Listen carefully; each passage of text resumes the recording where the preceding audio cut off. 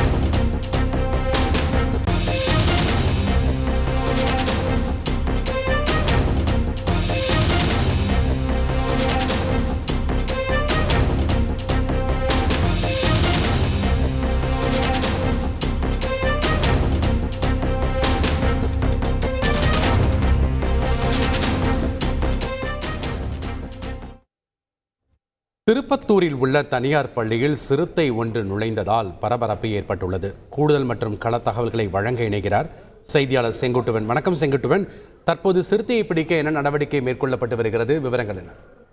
கண்டிப்பாக திருப்பத்தூர் மாவட்ட ஆட்சியர் அலுவலகம் அருகில 2 தனியார் பள்ளிகள் ஒன்று, அதாவது மேரி மார்க்லெட் தனியார் பள்ளி மற்றும் CSI தனியார் பள்ளி இருக்கு.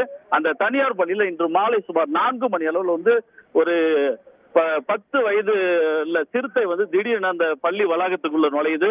அந்த பகுதியில நுழைஞ்ச போது அந்த பகுதியில பிள்ளைகளை கூட்டின்னு வர்றதுக்காக அந்த பெற்றோர்கள் அந்த சிறுத்தையை பாக்குறாங்க.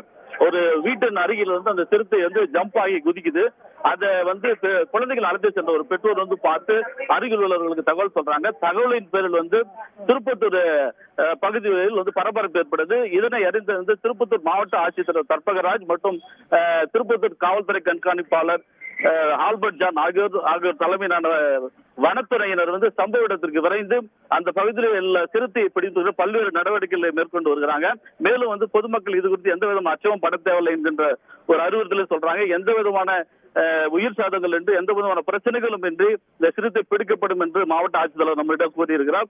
மேலும் பிள்ளைகள் இப்போது சுமார் ஒரு 1500க்கும் மேற்பட்ட பிள்ளைகள் பள்ளிக்கு உள்ளே இருப்பதால் பெற்றோர்களும் அங்கிருந்த பிள்ளைகள் மிகுந்த அச்சத்தில் காணப்படுறாங்க. மேலும் இந்த சிறுத்தையானது அந்த பள்ளி வளாகத்துல பெயிண்ட் அடித்துக் கொண்டிருந்த கோபால் என்பவர் தாக்கிடுச்சு. அந்த தாக்கத்துல கோபால் அடிப்பட்ட ஒரு திருப்பத்தூர் அரசு மருத்துவமனையில் சிகிச்சை மேற்கொண்டு வருகிறாங்க.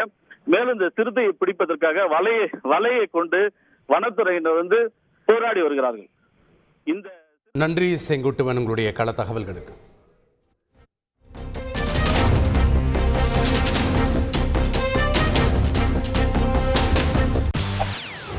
செய்திகளை உடனுக்குடன் தெரிந்து கொள்ள உடனே சப்ஸ்கிரைப் பண்ணுங்க.